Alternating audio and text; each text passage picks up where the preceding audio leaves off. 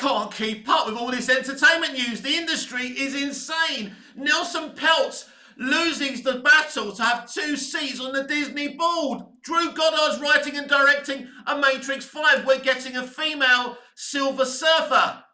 Should we just stick to DC? I think so. Welcome back to Movies TV Mad. You can follow me on X at Movies TV Mad and on Instagram and on Threads at Movies TV Mad X. A very warm welcome to Friday's edition of the Movies TV Mad Daily. Wow, I'm already out of breath because I don't know where to start. As I say, I thought I'd kind of let you know in a fun way what else has been going on, but I don't really want to focus on that. I mean, Drew Goddard writing and directing a Matrix 5. Normally, another reboot, another sequel, I'd be thinking, do you know what? Oh, God. But Drew Goddard is a really good guy. He was involved with the Netflix Daredevil. He was involved with Lost. He was involved with Alias. He's a very, very good guy. So I'm actually kind of excited to see what Drew comes up with, because Drew is actually working with James Gunn and DC Studios. That was a great acquisition by James to bring him in. So that's kind of exciting. The Nelson Peltz Disney situation, at the end of the day, if you're a stable company, you don't have activist investors coming after you. And he's just going to be the first of many. And the reason that, Iger won that vote isn't because it's faith in Iger, it's a lack of faith in Peltz. But Disney in a lot of trouble. Don't be surprised if Disney and WB merge together. That could be a very, very interesting situation. Watch this space for that. A female Silver Surfer. Well, look, I don't know. Look, it's very predictable, isn't it? It's very, very current day. But is it a bad thing? Is it a good thing? A lot of fans are going to say this is typical Disney. Look, they're being woke. But who knows? Look, at this stage, who knows? I'm absolutely lost. Luckily, I'm not a big Fantastic Four fan, but I was interested in seeing the movie, and now I'm thinking, is it going to be another current day movie? I mean, if you look at the people involved behind the scenes of a Fantastic Four, nothing much has changed. So is the mentality going to change? Is the quality of the movie going to change? No sirree. And with Peltz losing to Iger, nothing's definitely going to change at Disney. But anyway, as I say, I think we should stick to DC, don't you? Huge breaking news came to us last night. Something I heard on the grapevine a very long time ago, and I didn't believe it. So let's get the lad's name right, because you know how crap I am with names, but I know of this director, Craig Gillespie. Is rumoured, or it's, this is from Deadline.com, so it's more than a rumour. So apparently he's in talks to direct Supergirl, Woman of Tomorrow. Now, Craig Gillespie directed Cruella and I, Tonya. So that's huge. He directed Margot Robbie, and he directed Emma Stone in Cruella, right? So, that's a great CV. I heard about this a few weeks ago, and I said to my sources, stop bullshitting me. There's no way Craig's touching Supergirl. There's no way a man is going to direct, a female superhero movie in current day. And I said, no, Mick, they're talking to him. They like his pitch. And, suddenly when this hit the internet last night, I was thinking, Jesus Christ, my people were right. That's insane. It shows you how good my people are and my ears to the ground are. So I'm very, very happy that they were right, and I'll take the L. I was wrong about that, but they do. It's a good balance, because they've got a talented female writer adapting Supergirl, Woman of Tomorrow, and then you've got a brilliant male director who happens to be in talks right now. Sometimes talks means he's actually got the gig, or that they're still in talks. Who knows? And James Gunn has been busy with Superman. He hasn't been on social media, I think, for a day or so. So we're going to have to wait and see, what he says, but he hasn't come straight out to deny it. I think it's true. It's come from Deadline. It's come from good people. I think it's going to happen. And Craig Gillespie isn't someone you lie about. You would be, it's not a name. If you said Steven Spielberg, was directing a Supergirl movie, you probably think, well, that's bullshit, right? Or George Lucas comes out of retirement to direct a superhero movie, you think that's bullshit, right? Yeah, no one's going to make up stories about Craig Gillespie, but he's a very, very good director. And it seems to me, and let me be clear, I'm very, very happy with this situation. Because it looks like James is going after the best people. And that's very, very important. Now, James is very much involved in the development of all these projects. He's not taking a back seat. He's very much involved in the casting. He was very much involved in Millie Alcock's casting. It's his baby. He is the creative arm of DC Studios. So he's a co-CEO, but he's the, you've got Saffron as the kind of business CEO, if you like, but James is the creator. He's the creative arm, right?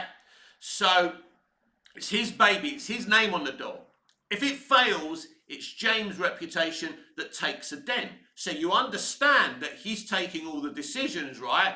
Because that's important. When your name's on the door, you take responsibility. There's no one else to blame here. Of course, the WB shareholders would blame Zaslav for putting James Gunn in charge as a creative arm. So nobody knows if any of this is going to be successful or unsuccessful. We don't know. But some of the moves that Gunn is making are very, very exciting. And Gillespie directing a Supergirl film is such a brilliant idea. I didn't believe it when I heard the rumours a few weeks ago. That's why I never mentioned things like that on my channel, because it just sounds out there. It just sounds insane that Craig Gillespie would do a Supergirl film. When you look at the man's CV, it's an outstanding, healthy CV. And making DC movies hasn't been good for people's careers of late. Zack Snyder was making cinematic movies. He does Man of Steel, he does BVS, he does the Snyder Cut. Now he's making movies for a streaming company. And don't get me wrong, Rebel Moon 1 was really good, and I'm really looking forward to these 6-hour cuts. Zack Snyder, you are a fucking madman. 6 hours director's cuts. Who does that? But you're a madman in the best way. Don't get it twisted. But, so, Zack Snyder is now making streaming stuff, and there's a lot of people, whose careers have been damaged by making comic book movies, especially DC. So it's a brave thing to do, but James Gunn is certainly not messing around when you hear the rumours of what's going on. Now, not all of it is as exciting or as, as positive, to me anyway, as Craig Gillespie, directing a Supergirl film. It still blows my mind. Tonya, Jesus Christ, Cruella. I mean, they're two outstanding movies. That's amazing. That's brilliant. If it's happening, and I think it is going to happen, fingers crossed, that is brilliant, and we're going to have one hell of a movie. What's very interesting here, considering that Supergirl seems to be the only movie that has any activity going on right now, it's pretty much got a completed script. They've got a director. They're moving forward. The other projects don't seem to be moving forwards, although I expect some news on Lanterns very, very soon. But it looks like we're going to get Superman, then Supergirl. Maybe Batman comes after that.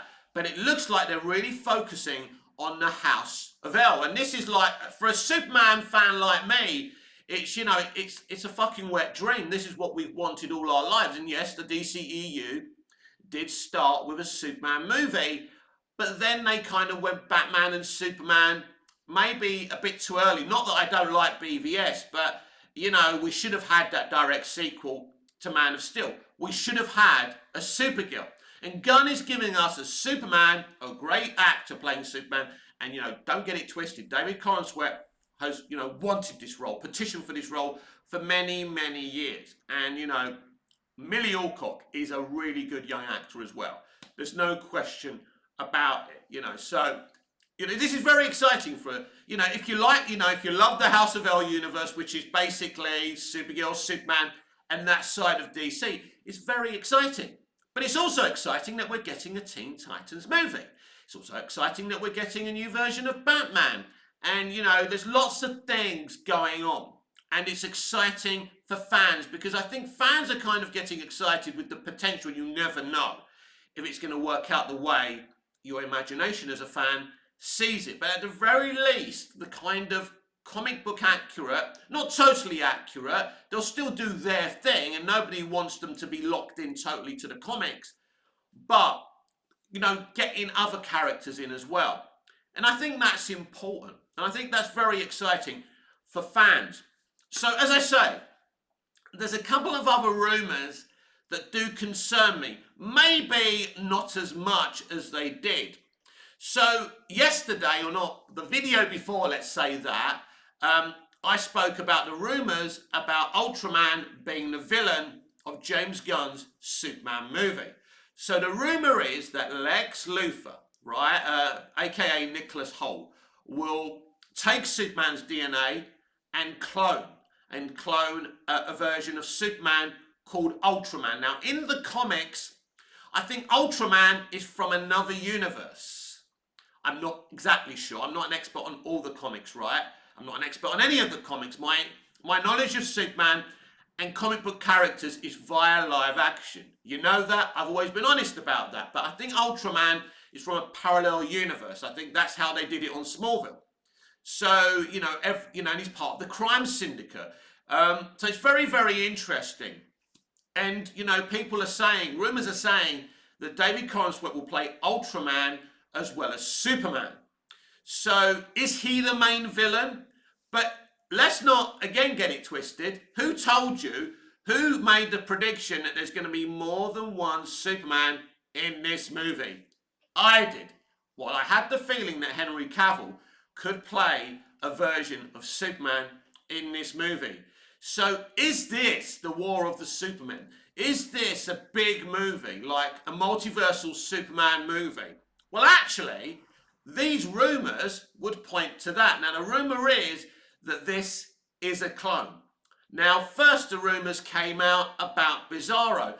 Now, also, this could explain the Kingdom Come insignia.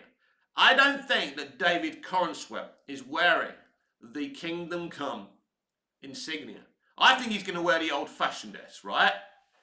And so, as I predicted this, there's going to be more than one Superman in this movie. There could be a multitude of Superman in this movie. This could be a celebration of Superman. And maybe that's why originally it was going to be called Superman Legacy.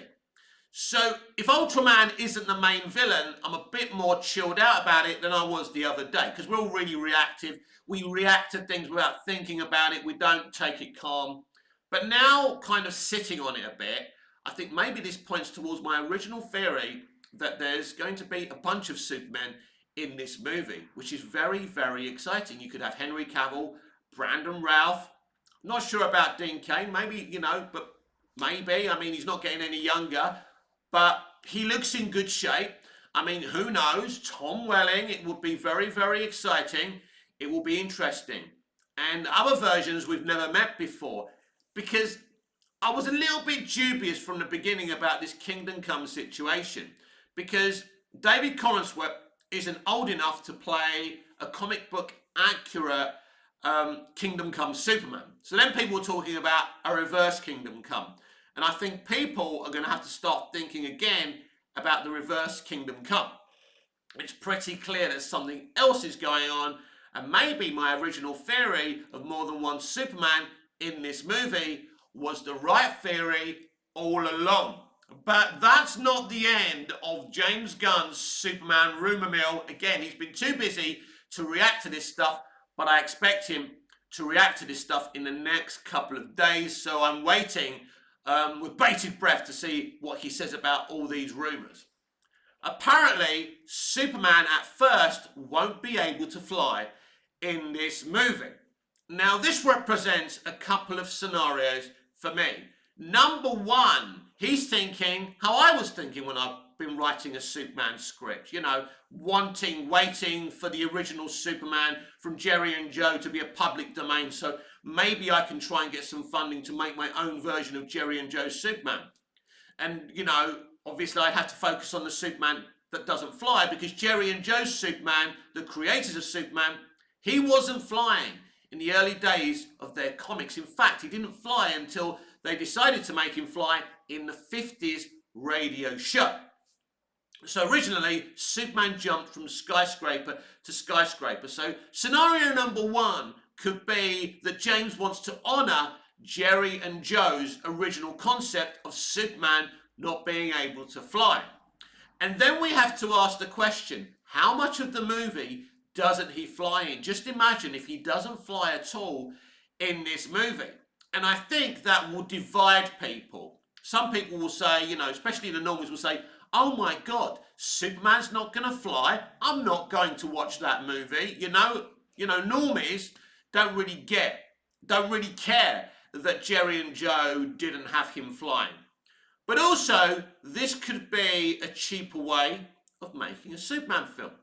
And this is me being mischievous. I'll be honest, I'm being a devil's advocate here. But what if the budget is too small for Superman to fly in this movie? After all, it would be cheaper for Superman to jump from skyscraper to skyscraper instead of flying. It would be absolutely insane if we don't see Superman fly at all in this movie. Listen, I don't know if I ever mentioned this on my videos, and I don't think I did, but I kind of was thinking at the back of my head, wouldn't it surprise me if Superman doesn't fly in this movie? And I don't know why I thought that. I just, you know, when you've got knowledge of an industry and you know certain things are going on, you kind of think, well, it'd be a lot cheaper if he didn't fly. Again, I'm being a little bit cheeky. I'm playing devil's advocate. I'm not saying this is a fact. I'm just saying, in the back of my mind, I just was asking myself, it's possible that Superman doesn't fly in this movie. Also, which is more than plausible, if the rumours are true that he doesn't fly in this movie, that probably at the end of the movie, he flies. Now, if we remember Smallville, Clark couldn't fly, right? Now, we saw him fly when Jor-El trapped him in the cave and he became Kal-El for an episode, right? And he flew, right? And it was amazing. But then, afterwards, when, Clark became Clark again and he wasn't Kal-El, even though he is Kal-El, but yeah, you've got to watch the show to get it in the end of the day. You should watch Smallville. It's one of the best depictions of the Superman myth ever told. But, so basically in Smallville, apart from that moment and another moment when he saves Lana, which I'm not sure if he's flying or jumping, but normally in Smallville, Clark Kent didn't fly, and he didn't really fly until the series finale. So they could be doing that he won't fly till the end of the movie. Then he flies, and you've got the big anthem music, or whatever music, the composer's going to use, and he flies for the first time, and it's very exciting. That would be a very, very good idea, actually. But, again, I think it will cause a bit of negativity, especially around social media, if people find out for a fact he doesn't fly, in this movie. Maybe not until the end. I don't know. As I say, I'm just posing the questions here.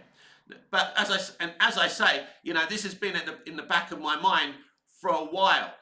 Maybe I've got too much time on my hands, right? And all I do is think about films. Look, I love films, TV, story. I fucking love it. Of course, mostly it's what I think about, right? I don't call myself movies, TV mad for nothing. So, it's a very interesting situation. Am I concerned that all these leaks are coming out?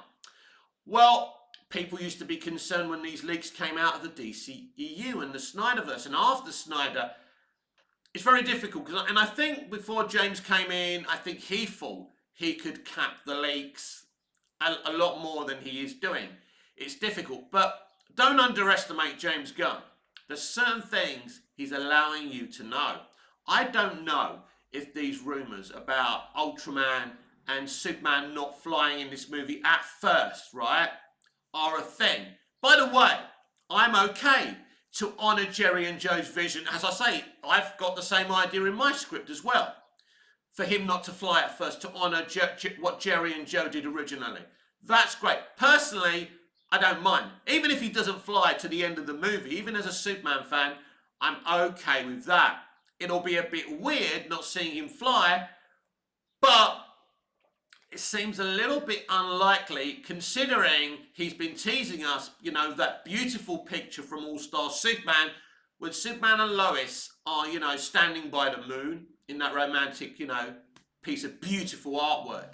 So it's unlikely that even if he doesn't fly at the beginning, there's going to be a major point in the movie where he does fly. So I would imagine it will be very risky if he doesn't fly to the end of the movie, but it will be a good way of doing it to celebrate Jerry and Joe's kind of era and then have him flying at the end. And maybe at the end of the film, you have a happy, nice ending. You have that All-Star Superman moment, right, when they're like on the moon and stuff, right? So maybe they could be able to do that as well. So interesting. Of course, he'll fly at some point in the movie. How much he flies is going to be very, very interesting. And it'll be something that James Gunn's enemies can use against him. But as a writer-director, even if you're writing a story at home that you're not planning to show anyone, or if you're going to make a little home video movie, right, about Superman, and again, you're not planning to show anyone, everyone has a vision. Even if you're writing fan fiction, you have your own vision, and you've got to keep faith to it. James Gunn is making a film for an audience. It has to be successful. People have to like it.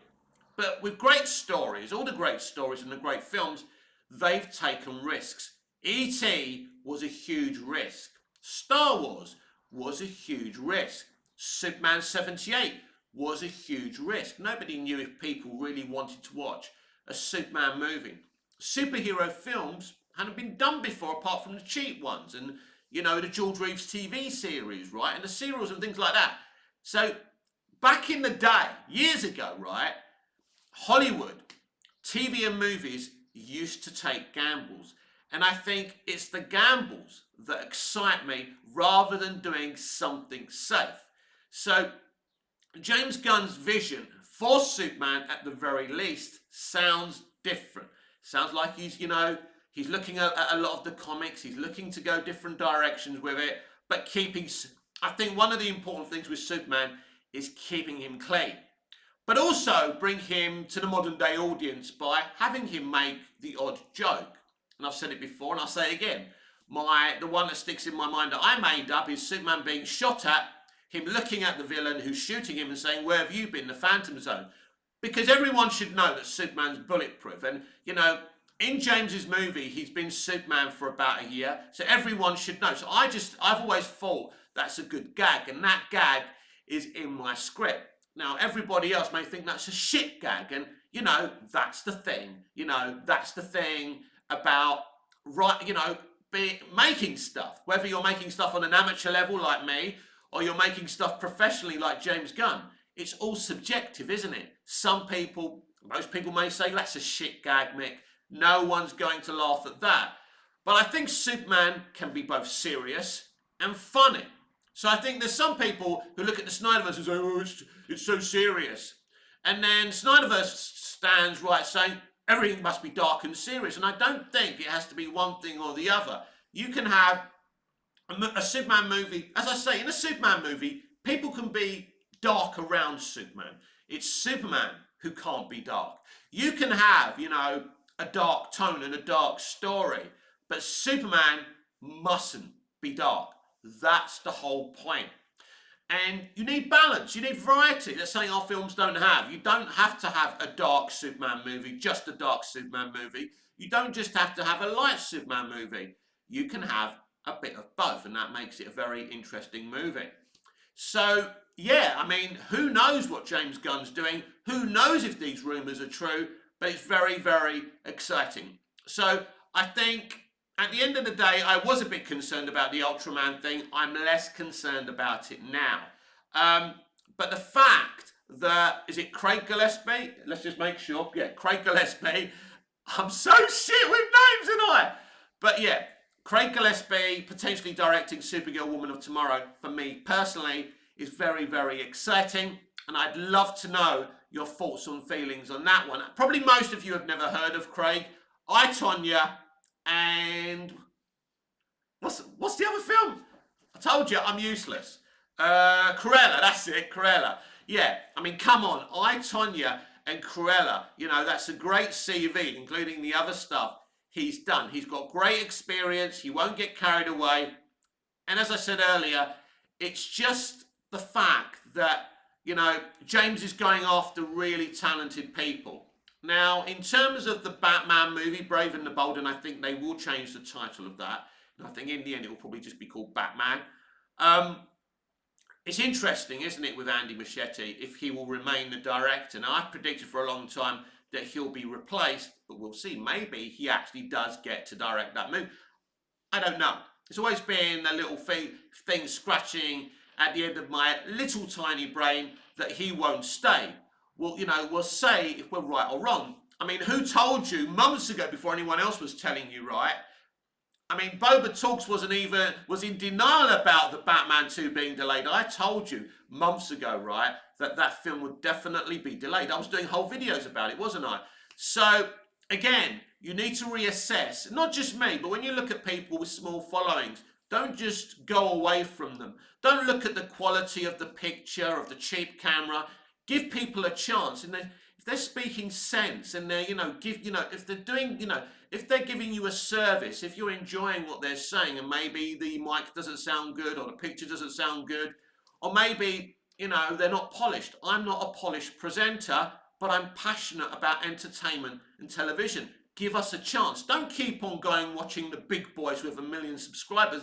You can watch them as well, but you can give us little content creators a chance as well. I absolutely understand that I'm not a professionally trained presenter, that I don't use the best equipment, but you can basically understand what I'm saying, right? You can see me.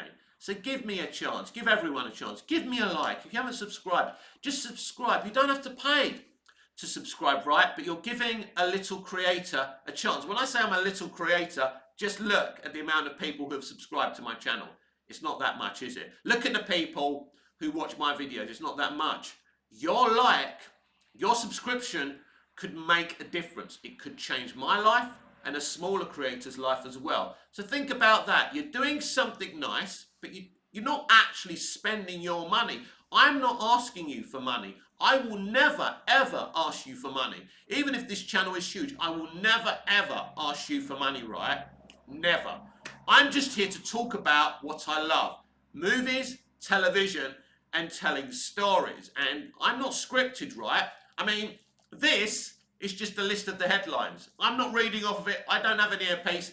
I'm literally, the whole video every day is improvised. And I sit here, right? Most of the time, I speak for half an hour straight without a pause, without an edit. I don't edit my videos. I don't have editing software. I don't have a clue how to make graphics come up on the screen or anything like that. I have no idea how to garnish my videos, but I'm here to talk, right? And if you're looking for someone who's passionate about movies, television, and telling stories, you found that geezer. So what do you think about what's going on in entertainment? We can talk, you can talk to me about the stuff we haven't spent any time in this video. We do like to focus on DC when there's big DC news coming out. But I'd love to know what you think about the female Silver Surfer. Look, it's difficult. I don't want to say, oh, it's crap because it's female. I want to give it a chance. I want to see. But, I would have loved to have seen the iconic version of Silver Surfer in this movie. And that's kind of disappointing more than it, being a woman and that being a problem. And that's not what it's about. You could have the female version of Silver Surfer and you could have the male version of Silver Surfer. And you could do something interesting there. But they don't want to do that. They don't really understand. They want to get revenge for all the lack of female representation in the past and, the lack of diversity. So they want to reduce the amount of white men, in film, in entertainment, and bring diverse groups in as a kind of revenge. Instead of saying, let's bring the equality we didn't have 50, 60 years ago. Let's have white people, black people, Asian people. Make sure they're all as talented and deserve to be here, right? Whether they're white, Asian, or black, or women, right? But they're not doing that. They're going to war. and they're going to war with their customers. And in the end of the day, if you ask me, who's running entertainment? Who's the most important element of entertainment? We need people to create stuff or there's nothing to watch. But unless people consume your product, you don't have an industry.